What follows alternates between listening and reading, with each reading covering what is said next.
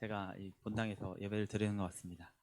제가 보기에는 튼튼해 보여도 이 안에는 많이 부실해서 오랫동안 아파가지고 이제 목사님께서 배려해 주셔서 미루고 또 제가 이제 괜찮았는데 제가 또 머리를 살짝 다쳐가지고 이제 여기를 살짝 꼬맸거든요. 그래서 이제 머리를 감지 못해서 부스스한 머리로 단상 앞에 설 수 없어서 또 미뤄가지고 이제 몇 달 만에 이 자리에 서게 되었습니다. 이 시간을 통해서 하나님의 은혜가 우리 모두에게 충만하기를 간절히 바랍니다.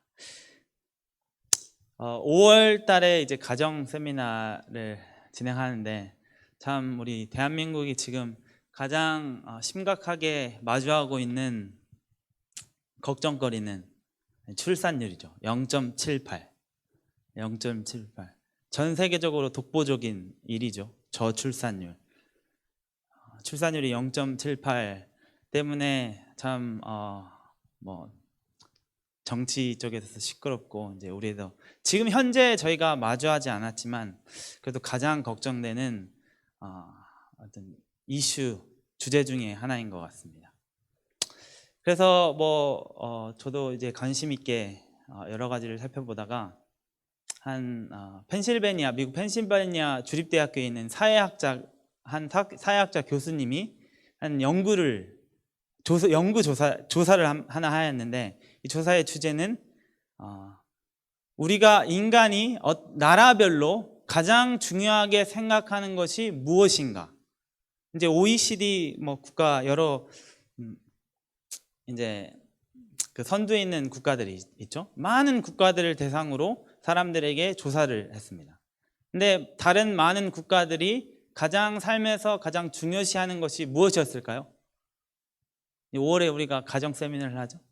바로 가족이었습니다. 대부분의 모든 나라들이 사람들이 가장 중요시하는 것은 가족. 우리 모두도 가족이 가장 중요하죠. 가장 가까운 곁에 있는 사람, 그리고 가장 마음 터놓고 이야기할 수 있는 사람이 바로 우리 가족들인데, 가족인데 이 한국은 그렇지 않았습니다. 한국이 가장 우선시하는 것은 물질적인 풍요. 물질적 풍요가 한국 사람들이 가장 중요하게 여기는 것이었습니다.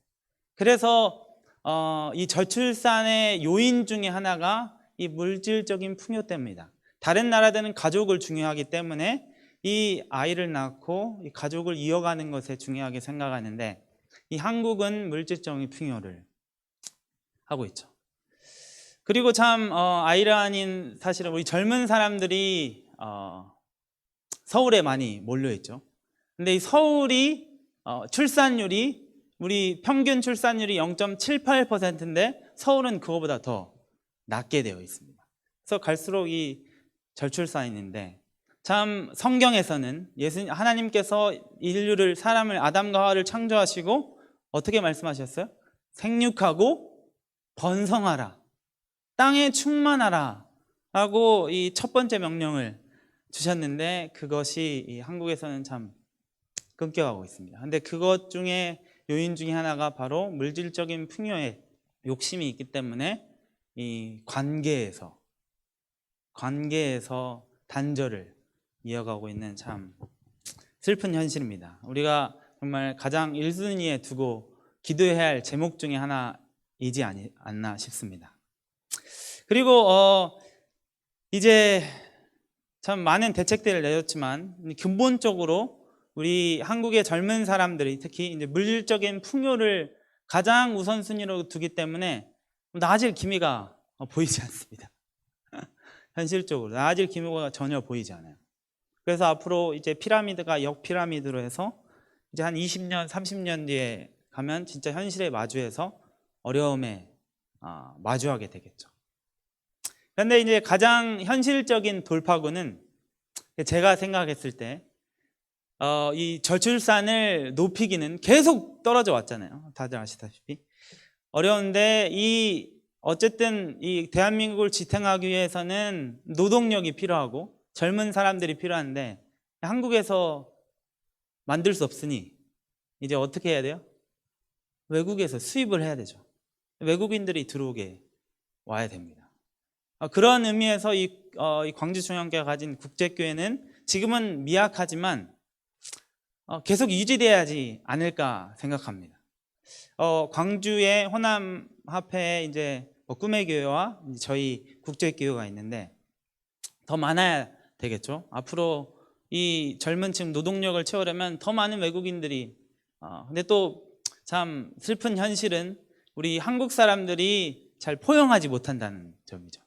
그래서 우리 한국 사람들이 좀 넓은 마음을 가지고 외국 사람들을 더 이해해야 됩니다. 근데 우리가 배척하는 외국에서는 흑인들이 자기들이 인종차별 당한다 하지만 그렇지만 실질적으로 한국에서 보면 한국 사람들이 엄청난 인종차별을 많이 하고 있습니다. 우리가 이 동남아 발전되지 못한 국가를 대상으로 얼마나 매정하게 대하는지 모르겠어요. 그렇지만 좀 더 넓은 마음으로 외국인들을 바라보고 또 이 국제교회가 광주중앙교회가 가진 국제교회가 지금 미약하지만 유지됨으로써 앞으로 큰 발전이 있음을 보고 있습니다. 그래서 우리 모두가 함께 국제교회 운영 방침에 대해서도 그리고 앞으로의 미래에 대해서도 그리고 참여하는 외국인들을 위해서도 간절한 기도 부탁드립니다. 우리 국제교회는 지금 사실 새로운 친구들이 많이 유입되지고 있지는 않습니다. 그렇지만 이제 재림교회 외국인들과 그리고 이제 성경에 우리 교회에 관심 있는 친구들을 대상으로 굳혀가는 과정을 하고 있습니다. 그래서 요즘 이제 저희 국제교회에서 이제 제가 대부분 성경을 가르치고 말씀을 선포하지만 아이들도 이제 친구들도 많이 갖는 관심이 아무래도 이 구원에 관한 이야기를 많이 하게 됩니다. 바로 칭의, 성화, 완전에 대한 이야기죠. 그래서 지금 한 2-3개월 동안 그 얘기에 대해서 저희가 이야기하고 토론하고 지속적으로 그런 주제 가지고 이야기하는 것 같습니다. 근데 또 우연찮게 한 달 반 전쯤에 전에 여기 그 미국에서 온 부부 폴리나와 조시가 기억하시죠? 그 조시라는 친구가 저에게 메시지를 보냈어요. 근데 이 한국에 있을 때부터 항상 우리가 이야기하던 게 있습니다. 저하고 디베이트한 게 있었는데 이제 그 친구는 이제 안식일 기별을 받아들이고 잘 이해하고 지키려고 노력하고 있지만 음식에 대해서는 완전한 개선을 이루지 못했어요. 그래서 항상 디베이트한 게 항상 이제 토론하고 이야기하던 게 이 음식물에 관한 거였습니다. 그래서 이번에도 거의 한 달 만에 메시지가 왔는데 그 메시지에 이야기하기를 이 갈라디아서 5장 1절부터 한 9절까지의 성경절을 저에게 쭉 보내주고 이렇게 메시지를 보냈습니다. 이래서 내가 돼지고기를 먹는 거야 라고 이야기를 하였습니다. 그래서 이제 참 안타깝지만 제가 아직 답변을 보내진 않았습니다. 이게 갈라디아서 5장에 대한 이야기를 한순간에 이 텍스트로 쳐가지고 설명하기에는 너무나 길기 때문에 아직 이야기하진 않았는데 오늘 그 주제에 대해서 한번 갈라디아서에 대해서 한번 여러분과 은혜를 나누기 원합니다. 갈라디아서 5장입니다. 5장 1절부터 6절까지입니다. 갈라디아서 5장 1절부터 6절. 제가 천천히 읽겠습니다. 갈라디아서 5장 1절부터 6절에 있는 말씀입니다. 그리스도께서 우리로 자유케 하려고 자유를 주셨으니 그러므로 굳세게 서서 다시는 종의 멍에를 매지 말라. 보라, 나 바울은 너희에게 말하노니 너희가 만일 할례를 받으면 그리스도께서 너희에게 아무 유익이 없으리라. 내가 할례를 받는 각 사람에게 다시 증거하노니 그는 율법 전체를 행할 의무를 가진 자라. 율법 안에서 의롭다함을 얻으려 하는 너희는 그리스도에게서 끊어지고 은혜에서 떨어진 자로다. 우리가 성령으로 믿음을 쫓아 의의 소망을 기다리노니 그러므로 예수 안에서는 할례나 무할례나 효력이 없되 사랑으로서 역사하는 믿음 뿐이니라. 아멘. 이제 이 말씀을 가지고 이제 조시 친구가 저에게 이제 이야기를 했는데, 사실 여기 영어에서는 이 5장 2절을 한글로는 이 할례를 받으면 이렇게 기록하지만 영어 그 친구가 읽은 버전에는 영어 버전들이 아주 많이 있습니다. 한국에도 개역 한글, 개역 개정 이렇게 버전들이 여러 개가 있죠. 근데 미국은 너무 다양합니다. 근데 그 중에 하나에서는 어떻게 하냐면 이 할례를 그냥 법이라고 번역을 했어요. 그래서 이 법을 지키는 것을 지키지 않아도 된다라고 이렇게 갈라디아에서 얘기하기 때문에 나는 돼지고기를 먹어도 된다. 모든 법을 지키라고 이야기하지 않기 때문에. 그래서 참 이제 그 전에도 여기에 있을 때도 이거에 대해서 많이 이야기했는데요. 우리가 잘 알듯이 여기에서 이야기하는 율법은 이 할례에 대한 법이죠. 그렇죠? 근데 우리가 종종 많이 오해할 때가 있습니다. 사실 이 갈라디아서 5장만 딱 두고 이 구절에 대해서 우리가 이해할 수가 없어요. 갈라디아서 전체를 봐야 되겠죠. 근데 우리가 다 보진 못하니까 우리가 4장부터 한번 살펴보겠습니다. 4장 21절입니다. 4장 21절부터 4장 끝에 31절까지의 구절을 살펴보면 여기에 이제 계집종과 그리고 자유하는 여자에 대해서 이야기합니다.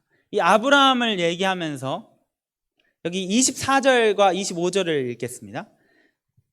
갈라디아서 4장 24절 25절입니다. 이것은 비유니 이 여자들은 두 여자 하갈과 사라를 얘기하죠. 두 여자들은 하갈과 사라는 두 언약이라. 두 언약.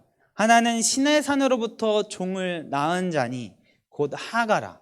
이 하가는 아라비아에 있는 시내 산으로 지금 있는 예루살렘과 같은 데서 저가 그 자녀들로 더불어 종노릇하고. 그래서 이 하갈은 이 시내 산에서 준 언약을 이야기하는 것입니다.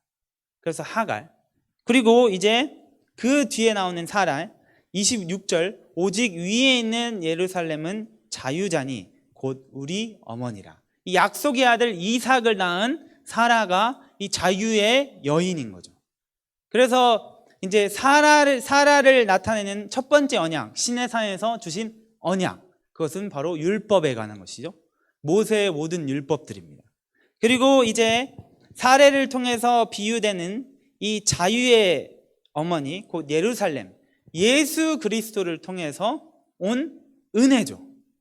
그래서 이 두 언약, 율법과 은혜, 율법과 은혜를 나타내는데 이 조시가 이해한, 그리고 조시 교회에서 지금 조시가 재림교회를 나가고 있지 않습니다. 이제 거의 부모님이 있는 교회에 같이 다니고 있는데 거기에서 이제 목사님이 이야기하기를 이제 여기서 얘기하는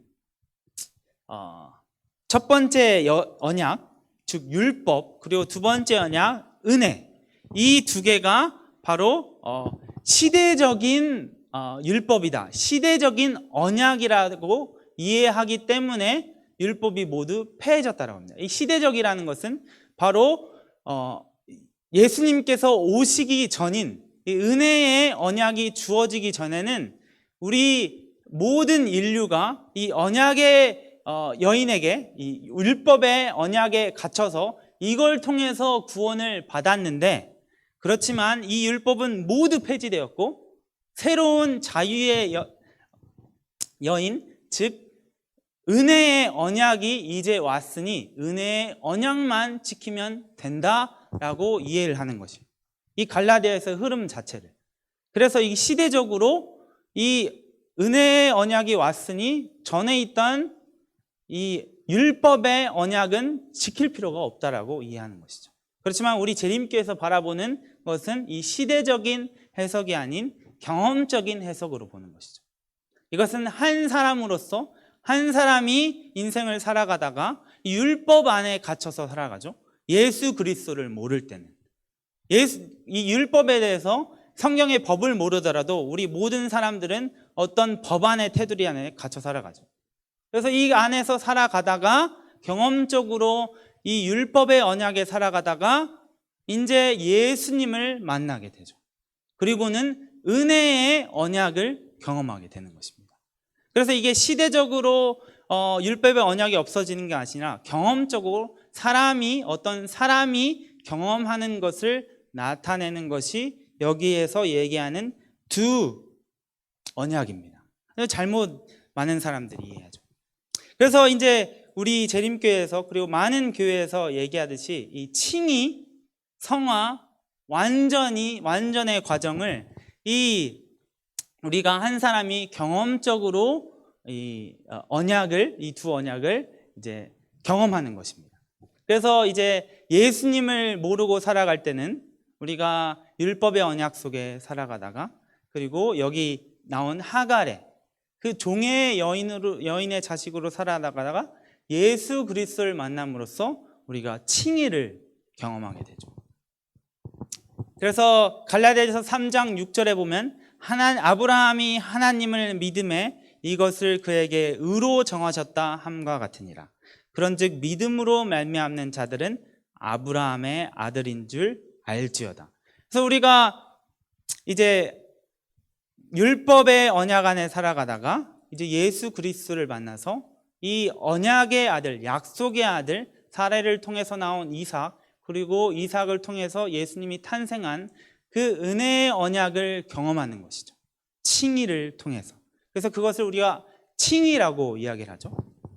그래서 구원의 이 단계를 칭의, 성화, 완전으로 이해하는데, 이제 칭의를 경험하면 우리가 어디에 들어가게 됩니까? 바로 성화에 들어가야 됩니다. 성화에.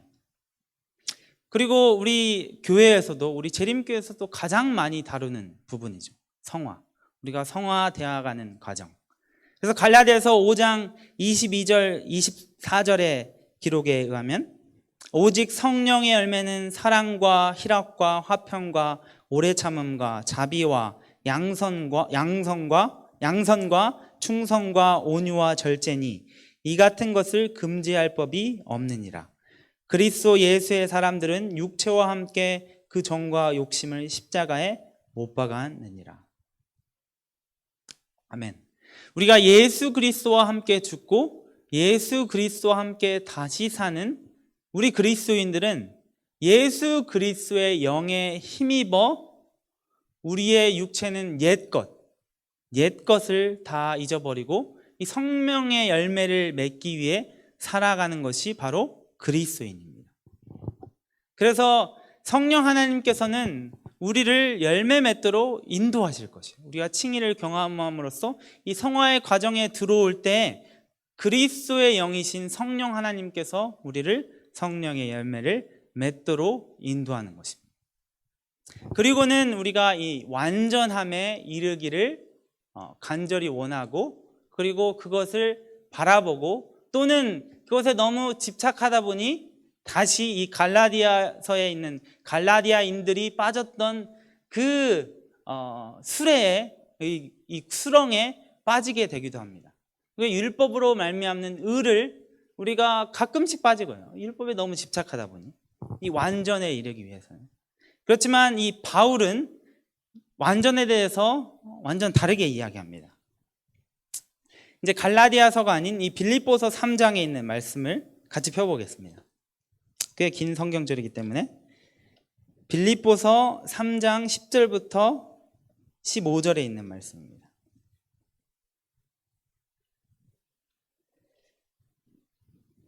빌립보서 3장 10절부터 15절 말씀입니다.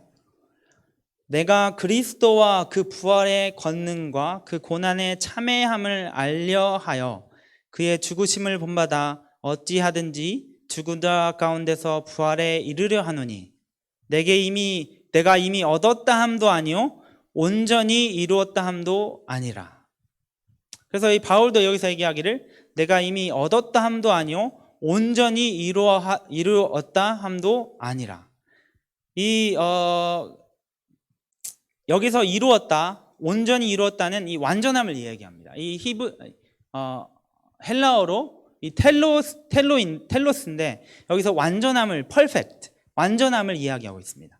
그래서 바울이 아직 이미 얻어왔담도 아니요 온전히 이루었다 함도 아니라 오직 내가 그리스도 예수께 잡힌 바 된 그것을 잡으려고 쫓아가노라.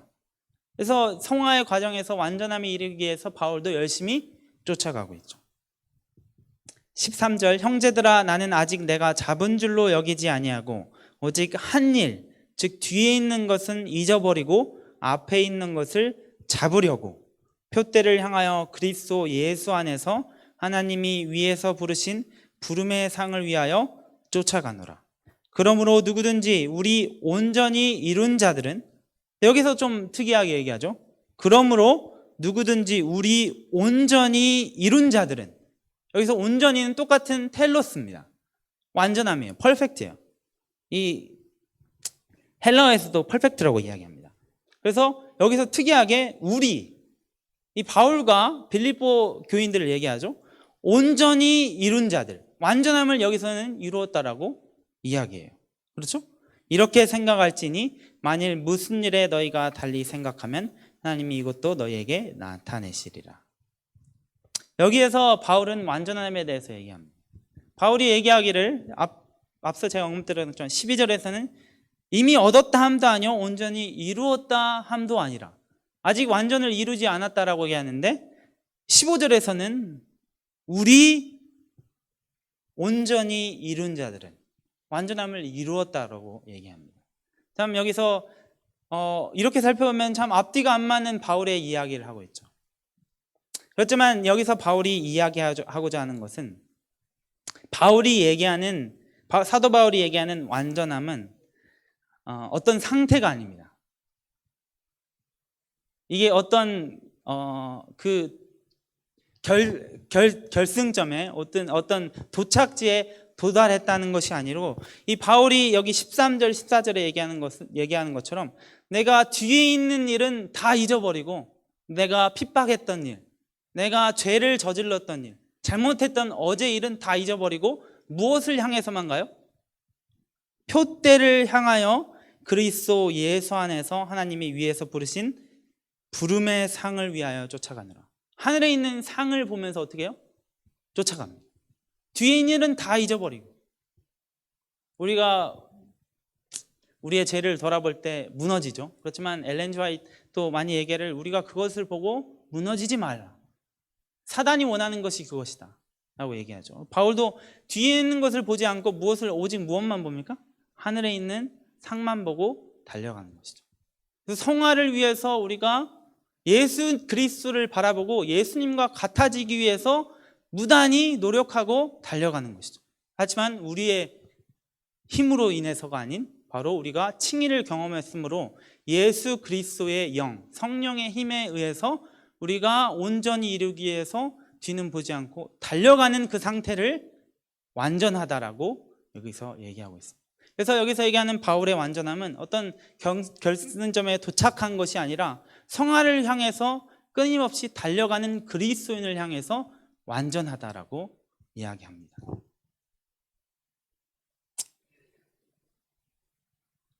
그래서 여러분, 우리가 율법을 바라봄으로써 저것을 다 지켜야 되는데 무너질 때가 있죠. 그렇지만 여기 한 재림교회의 구약 성경에 대해서 저명한 이 교수님께서, 이 데이비슨이라는 교수님이 이런 말을 하였습니다. 이 십계명에서 사용된 단어는 명령어이면서 동시에 약속이다.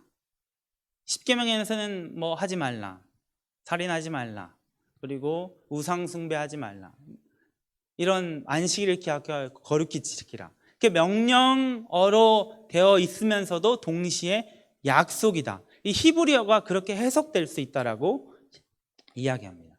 그래서 여러분, 이 첫 번째 계명이 너는 나 외에 다른 신들을 내게 있게 말지니라. 그죠?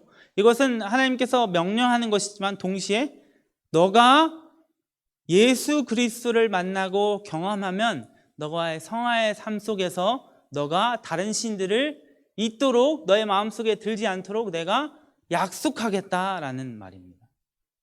우상을 숭배하는 것도 내가 너를 그렇게 하도록 냅두지 않겠다라는 것입니다. 그 외에 다른 성경절도 하나님께서 주시는 약속입니다. 그 중에서도 이 네 번째 계명이 저에게는 가장 우리 재림교인들이 가장 드러내며 그걸 10계명의 핵심으로 바라보고 있죠. 그래서 제가 가장 좋아하는 성경절 중에 하나가 출애굽기 31장 13절입니다. 출애굽기 31장 13절은 이렇게 기록합니다. 너는 이스라엘 자손에게 고하여 이르기를 너희는 나의 안식일을 지키라. 이는 나와 너희 사이에 너희 대대의 표징이니 나는 너희를 거룩하게 하는 여호와인 줄 너희로 알게 함이라. 아멘. 이 성경절을 제가 이 약속의 말로 바꿔봤습니다. 너희가 안식일을 지키면 이것은 나와 너희 사이에 영원한 표징이 될 것이니 나는 너희를 거룩하게 하는 여호와인 것을 너희가 알 것이다. 내가 너희를 거룩하게 할 것이다라는 것이죠. 이 여러분 율법은 약속입니다. 그리고 그 율법의 10계명의 가장 핵심인 이 네 번째 계명은 이렇게 얘기해요. 안식일을 지키면 내가 너희를 성화시키는 것을 너희가 항상 기억할 것이다. 나는 너를 성화시키는 하나님이다. 너를 변화시키는 하나님이다 라고 끊임없이 얘기해 주는 것입니다. 그럼 너무 은혜로운 하나님이지 않습니까? 우리를 위하여 돌아가시고 우리가 아무것도 지불하지 않아도 우리를 죄 없다 칭해 주시는데 더 나아가 우리를 거룩한 사람으로 바꾸는데도 하나님께서 그렇게 해주시겠다는 거예요.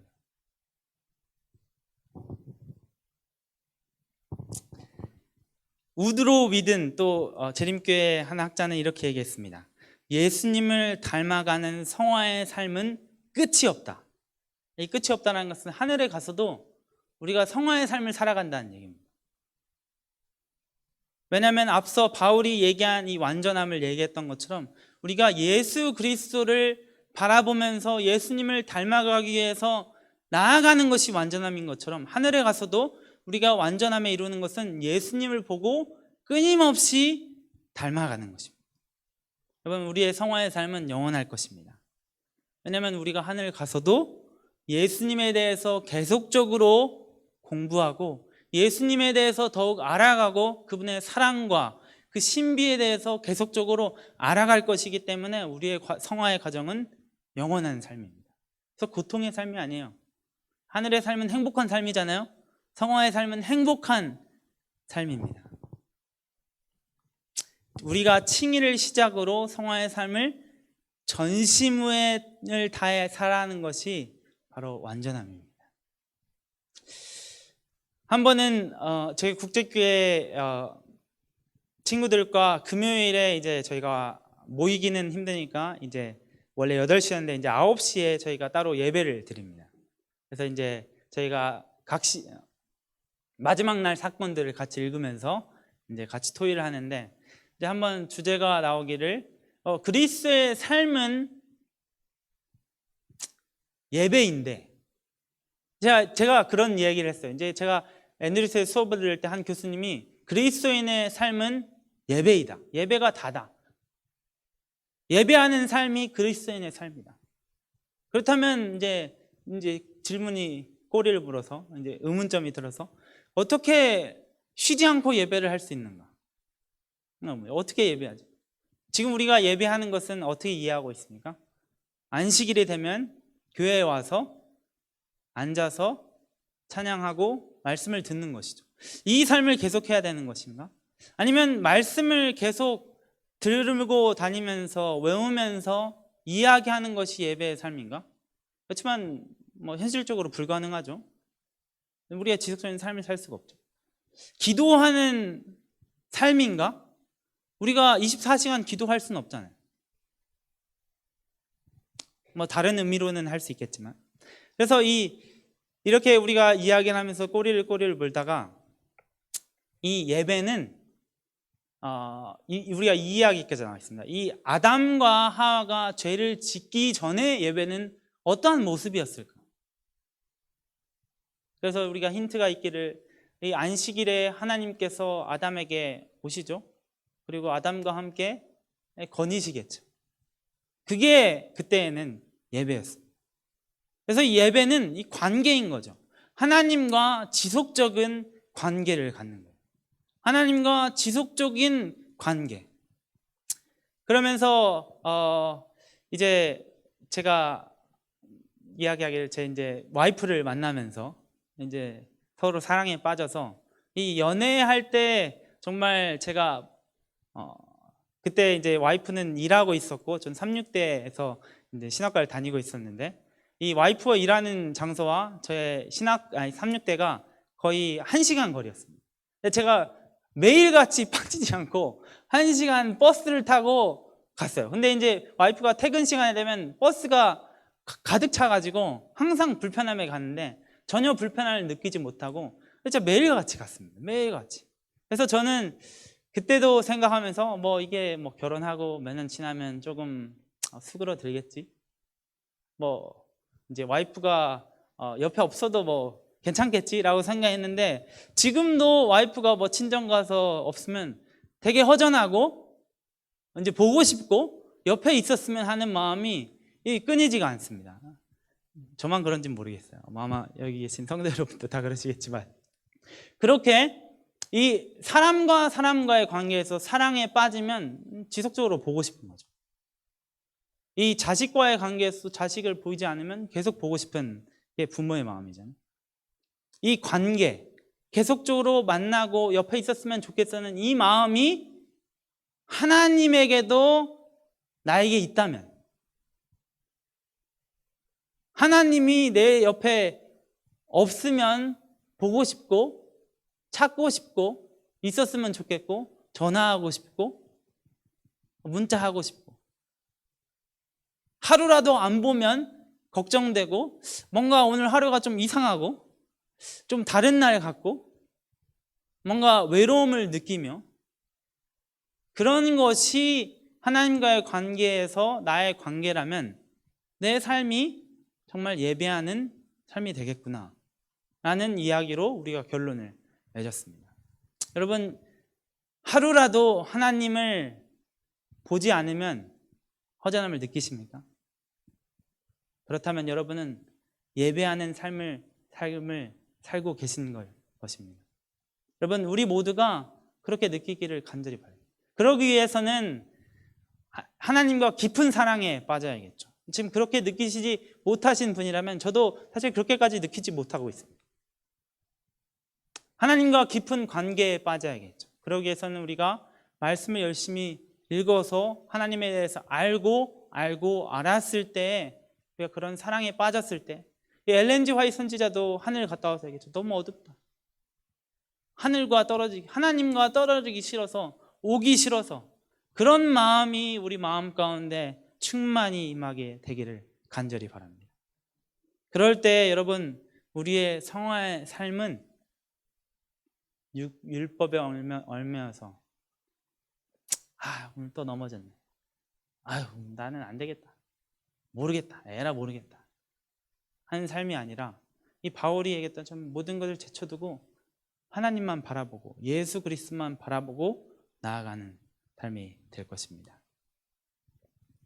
여러분, 우리의 삶이, 이 성화의 삶은 영원한 것인데 하늘에 가서도 예수님에 대해서 알아갈 텐데,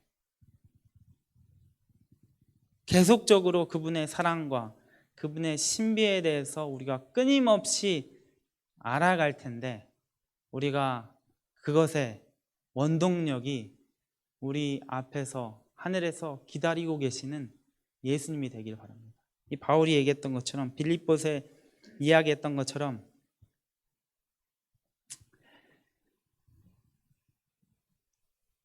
표대를 향하여 그리스도 예수 안에서 하나님이 위에서 부르신 부르심의 상을 위하여 쫓아가노라.